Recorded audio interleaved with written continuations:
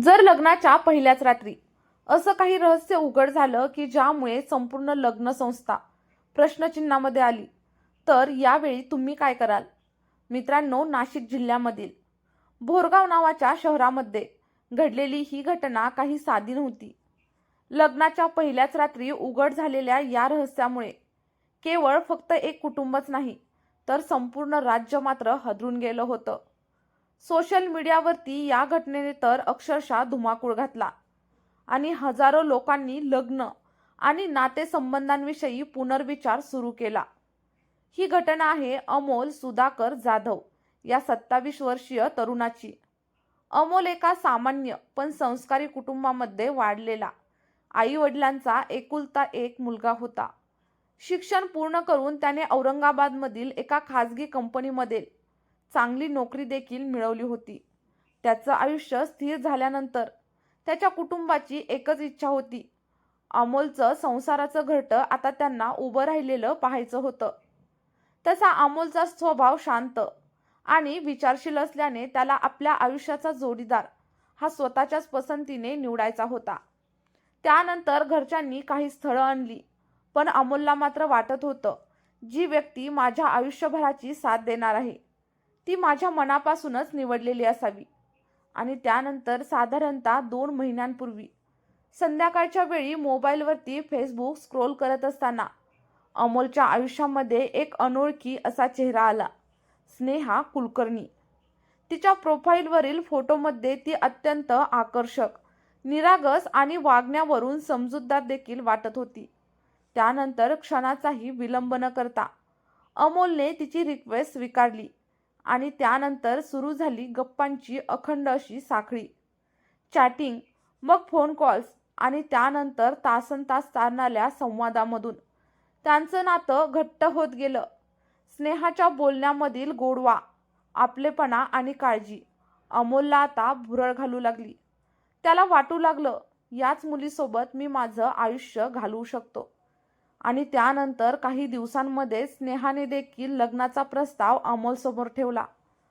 सुरुवातीला अमोल थोडासा गोंधळला, पण तिच्या प्रामाणिक दिसणाऱ्या बोलण्याने तो खात्री करून बसला आणि त्याने त्याला हो म्हटलं.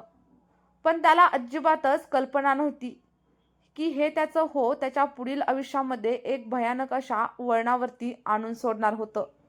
त्यानंतर केवळ 15 दिवसांमध्येच त्यांचं लग्न निश्चित झालं.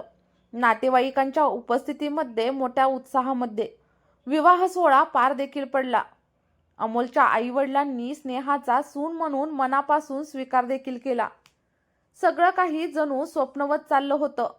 लग्नानंतर दुसऱ्या दिवशी कुलदेवतेचं दर्शन, कुटुंबांचा आदर आणि पाहुणचार या सगळ्यामध्ये अमोल आपल्या नवीन आयुष्याच्या सुखद स्वप्नामध्ये हरवलेला होता. पण नियतीने मात्र काहीतरी वेगळंच ठरवून ठेवलं होतं. मधुचंद्राच्या रात्री खोली फुलांनी, सुगंधी अत्तरांनी सजवली होती. अमोल थरथरत्या मनाने स्नेहाच्या जवळ बसला, पण त्या क्षणी त्याला काहीतरी विचित्र जाणवलं. स्नेहा अस्वस्थ दिसत होती. तिने त्याचा हात दूर सारत स्पष्टपणे सांगितलं, माझ्या जवळ येऊ नको, मला स्पर्श देखील करू नको. अमोल थोडासा दचकला. त्याने काळजीने विचारलं, काय झालं, तुझी तब्येत ठीक नाही का? पण तिच्या चेहऱ्यावरती भीती, ताण आणि विचित्र असा घाबरलेपणा होता. अचानकच ती मोठ्याने किंचाळली, दरवाजा आतून बंद केला आणि रडत रडत कोसळली. क्षणभर शांततेनंतर तिने सगळं सांगितलेलं सत्य अमोलच्या आयुष्याचा पाया हादरवून गेलं. मी मुलगी नाही, मी तृतीयपंथी आहे. अमोलच्या तर शरीरातलं रक्त गोठलं. विश्वास, प्रेम, स्वप्न सगळं काही एका क्षणामध्ये कोसळलं. त्याने तिला विचारलं, मग माझ्याशी लग्न का केलंस? मला आणि माझ्या कुटुंबाला का फसवलंस? त्यानंतर स्नेहाने सांगितलं, समाजाकडून नाकारलं गेलं आणि म्हणूनच ती सामान्य आयुष्य जगण्याचा प्रयत्न करत होती.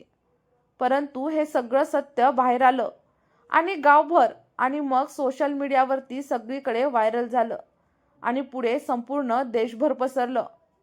या प्रकरणामध्ये अमोलने फसवणुकीची तक्रार देखील दाखल केली. कायदेशीर कारवाई सुरू झाली आणि ही घटना लाखो लोकांसाठी एक धडा बनली. मित्रांनो, या घटनेमधून एक मोठा असा संदेश मिळतो. सोशल मीडियावरती जेव्हा पण नाती जुळवताना तेव्हा अंधविश्वास ठेवू नका. आयुष्याचा सर्वात मोठा निर्णय घेण्याअगोदर प्रत्येक गोष्ट पडताळून पाहणं खूप जास्त आवश्यक आहे.